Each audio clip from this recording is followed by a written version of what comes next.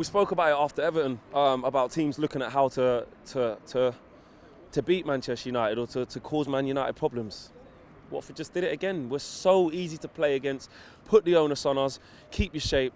Keep disciplined and keep structured, and you're going to get joy out of it. The first half, I thought, was very lethargic. I thought we were slow in our passing. Watford didn't put us under that much pressure. Watford didn't.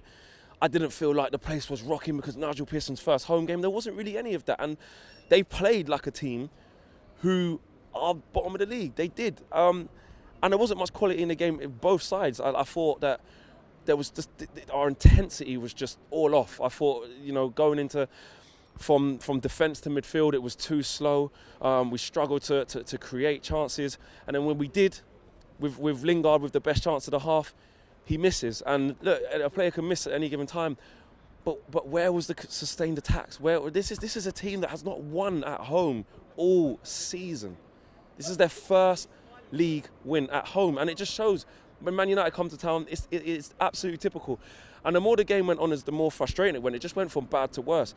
In the first half, I thought Fred tried. I thought he tried to buzz about the place. Martial had some early link-up play with Dan James, which was bright. It looked promising, but it never really materialised.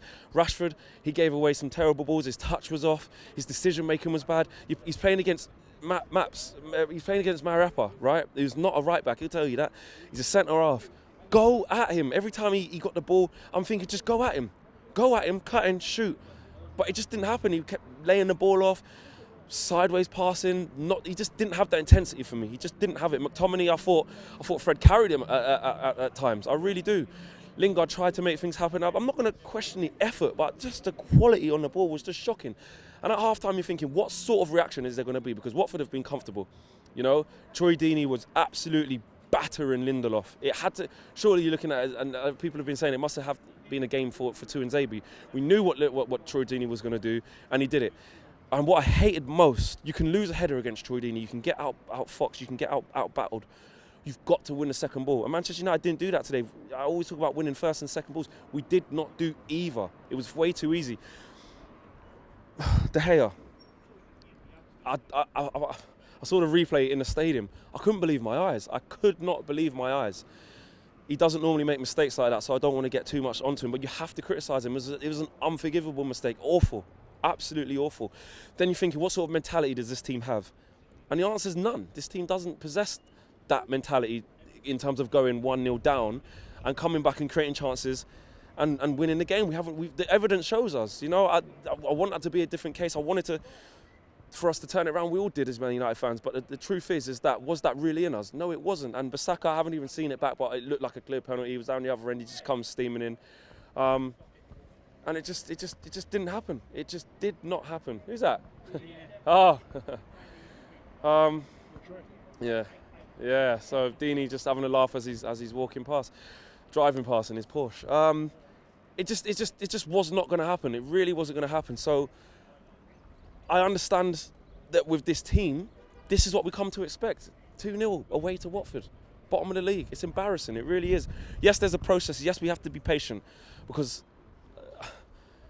it's still mathematically possible and all of that. We're still not in and around the top 4 spaces, but we're not going to get top 4.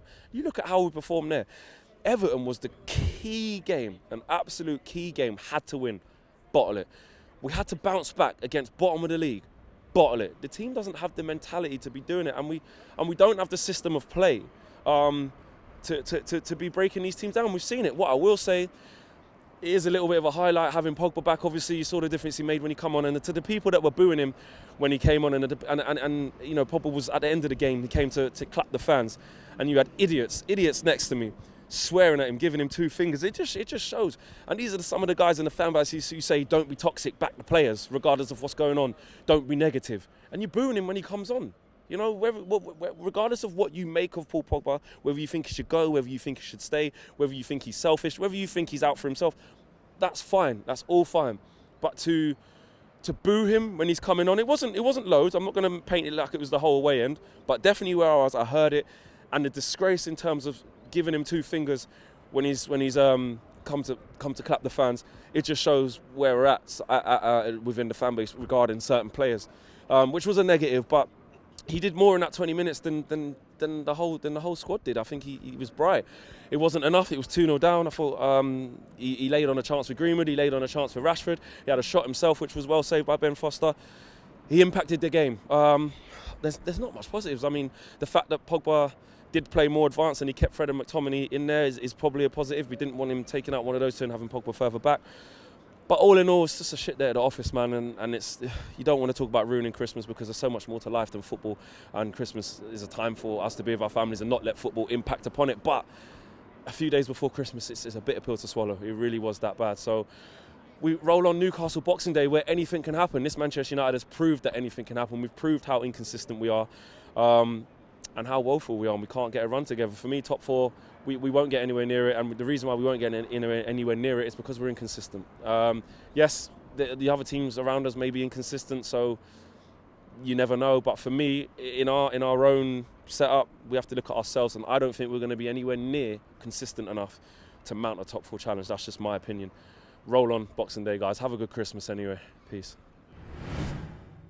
Big thank you to you guys for watching the latest of our videos, and if you want to check out more, make sure you do that just to the right of me. We are the biggest and best Manchester United channel in the world. Make sure you check us out on all of the socials as well: Facebook, Instagram, Twitter and YouTube. The socials are along the bottom.